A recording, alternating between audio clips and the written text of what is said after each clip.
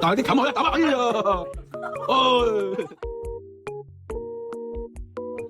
咁啊，hello 大家好啦，咁我係阿 Ben 啦，今日介紹嗰個咧就係 iPhone 啦，咁啊就係呢一張台嚟嘅，係啦，咁有咩好處咧？唔好理呢個，咁啊介紹翻呢一張啦，呢一張升降台咧就有少少特別嘅，佢就可以咁樣打平晒咁樣嘅，咁啊另外啦就可以有唔同嘅角度都可以調整翻咁樣嘅，咁啊好適合咧，其實攞嚟畫圖啊、畫則啊，或者係課小朋友可以嘅